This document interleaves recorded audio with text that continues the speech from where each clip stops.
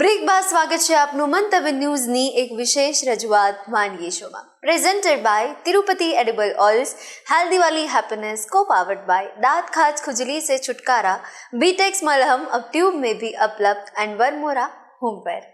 દર્શક મિત્રો, પહેલી વાનગી આપણે ફરાળી જોઈ અને હવે બીજી પણ ફરાળી જ વાનગી લઈને આવ્યા છે નૈનાબેન, જેનું નામ છે ફરાળી મફિન્સ। તો ચાલો એની પણ આપણે કરીએ શરૂઆત। નૈનાબેન, હવે ફરાળી મફિન્સ છે, આપણે ક્યારેય ફરાળી મફિન્સ એવું ના સાંભળ્યું હોય તો આપણને થોડો ક્વેશ્ચન માર્ક થાય, તો આપણે આના વિશે પણ થોડું જાણી લઈએ।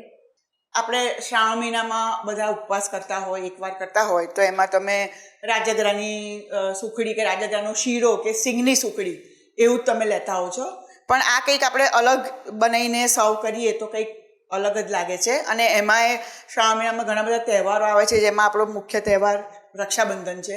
તો રક્ષાબંધનમાં આપણે આવી રીતના મફિન્સ બનાવી અને ભાઈના ઘરે લઈ જઈએ તો કંઈક અલગ લાગે। તો એના માટે મેં આ વાનગી બનાવી છે, તો આપણે શરૂઆત કરીશું। ફરાળી છે એટલા માટે ફરાળી લોટ જ હોય એમાં। તો આમાં મેં આપણે જેમ બિસ્કિટ બનાવ્યા એમાં જે રીતના લોટ લીધો છે એ જ રીતના લોટ લીધેલા છે કે ભાઈ 1/8 કપ રાજગરાનો લોટ, 1/8 કપ મિક્સ ફરાળી લોટ જે માર્કેટમાં અવેલેબલ છે ઇઝીલી એ લીધેલો છે। અને આમાં મેં ડ્રાયફ્રૂટ્સ વધારે લીધેલા છે કે જેટલા લોટ છે એટલા જ ડ્રાયફ્રૂટમાં આપણે કાજુ, બદામ, પિસ્તા અને અખરોટ, એટલે ટૂંકમાં આ 50 ગ્રામ લોટ હોય તો 50 ગ્રામ આપણે ડ્રાયફ્રૂટ લેવાનું છે।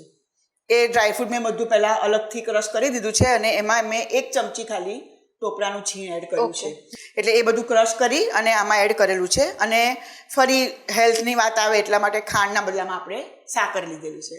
તો સાકર બી મેં 2 ટેબલ સ્પૂન લીધી છે, તમને જે રીતનું ગળ્યું ફાવે એ પ્રમાણે તમે લઈ શકો છો, આગળ પાછળ થોડી થઈ શકે છે, બરાબર। હવે મફિન છે ને એટલે એના માટે એમાં આપણે દહીં એડ કરવું પડશે, પ્લસ આમાં મેં 1/4 ટીસ્પૂન એ બેકિંગ સોડા લીધેલો છે અને ચપટી એટલે 1/8 ટીસ્પૂન બેકિંગ પાવડર લીધેલો છે, બરાબર। એટલે એ બધું આમાં આપણે મિક્સ કરી દીધેલું છે સરસ રીતે। હવે આપણે એમાં એને દહીં લઈશું, આમાં થોડું દહીં લેવાનું હોય છે, દહીં પણ મેં 1/8 કપ જ લીધેલું છે, પછી જરૂર લાગે તો આપણે એમાં દૂધ એડ કરી શકીએ છીએ।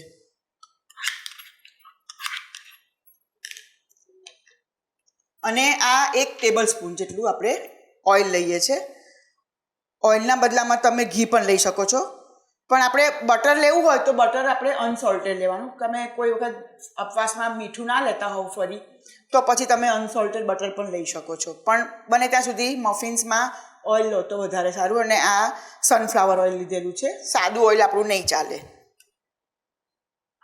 બરાબર। આ બધું આપણે મિક્સ કરી દઈશું।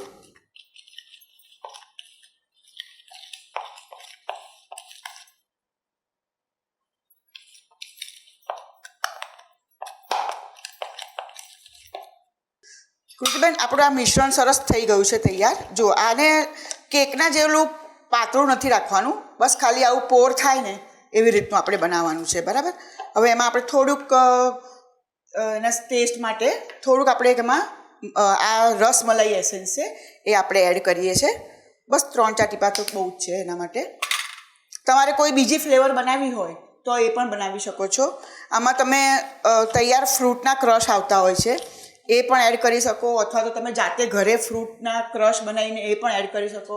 તો મેંગો, સ્ટ્રોબેરી, ઓરેન્જ, પાઇનેપલ બધી જ ફ્લેવરના તમે આપણને જે ફ્લેવર ભાવતી હોય એકવાર ટ્રાય કરે, હા એ બધી જ તમે બનાવી શકો છો। આપણે થોડું રીચ લાગે એટલા માટે કાજુ, બદામ, પિસ્તાનો ઉપયોગ કરેલો છે, બાકી તમે જે બી ફ્લેવર ઈચ્છો આમાં એ બનાવી શકો છો। આ આપણું બેટર રેડી છે। હવે આપણે આવી રીતના જે એલ્યુમિનિયમના મોલ્ડ છે, આવા સિલિકોનના પણ મળે છે, આવા મોલ્ડ લીધેલા છે અને એમાં આવી રીતે પેપર કપ મળતા હોય છે, એ પેપર કપ આપણે લીધેલા છે, એટલે આપણે સીધા પેપર કપમાં જ આ બેટર ભરવાનું છે, બરાબર। એટલે આપણે લગભગ આ છે કે એકદમ ફૂલ નથી ભરવાનો, આવી રીતના લગભગ અડધો પોણો જેવો ભરવાનો છે। પહેલાં આપણે બધા ભરી લઈશું, પછી આપણે એને ગાર્નિશ કરીશું। આમાં બધા અલગ અલગ સાઇઝના મોલ્ડ મળતા હોય છે, તમને જે અનુકૂળ હોય તમે લઈ શકો છો। અને ઇવન આ જ બેટરને તમે કેકના ફોર્મમાં પણ સર્વ કરી શકો છો, અને તમે મોટા મોલ્ડમાં ભરી દો રાઉન્ડ કે સ્ક્વેર અને પછી બેક કરો તો તમને એક કેક જેવો શેપ મળી જશે. તો એ પણ બનાવી શકાય છે.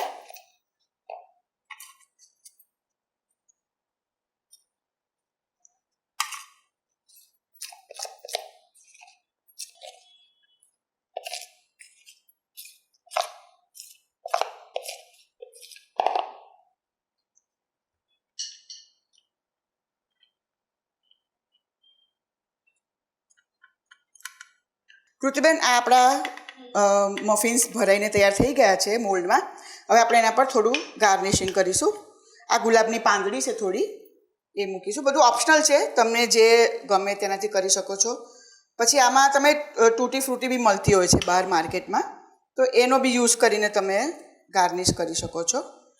પણ આપણે રસમલાઈ ફ્લેવર લીધી છે તો એની સાથે આ કોમ્બિનેશન સારું લાગે છે. આ બદામ પિસ્તાની કતરણ છે, એને બી આપણે ઉપર મૂકીશું.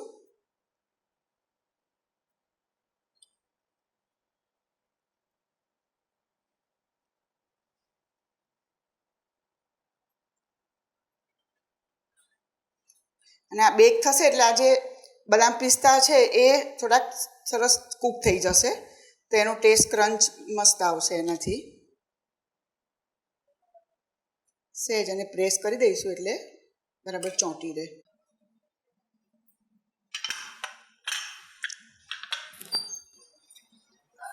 આ આપણા મફિન્સને હવે આપણે એને બેક કરીશું. મેં પહેલાં પણ કહ્યું હતું એમ કે કેકનું ટેમ્પરેચર અલગ રાખવાનું અને આનું અલગ રાખવાનું. આનું પણ ઓછા ટેમ્પરેચરમાં જ તમારે બેક કરવાનું. આપણા મફિન્સ નાના નાના છે એટલે આ 10 જ મિનિટમાં થઈ જશે. 160 ડિગ્રી ઉપર એને બેક કરીશું. કૃતિબેન, આપણા મફિન્સ બેક થઈ ગયા છે, રસમલાઈ મફિન્સ. તો નૈનાબેન, કોઈ ઇમેજિન પણ નહીં કર્યું હોય કે ઉપવાસમાં આટલી સરસ વાનગી મને ખાવા મળી શકે છે. થેન્ક યુ સો મચ આવી સ્પેશિયલ વાનગી અમારા સ્પેશિયલ વ્યુઅર્સ સુધી પહોંચાડી છે. Thank you.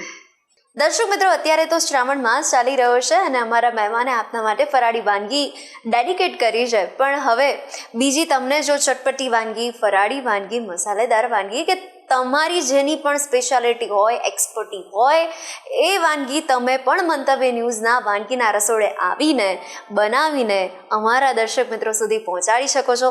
તમારા ટેલેન્ટને દુનિયાભરમાં પહોંચાડી શકો છો. પણ તમને હવે એવું થાય કે એના માટેની પ્રોસેસ શું છે.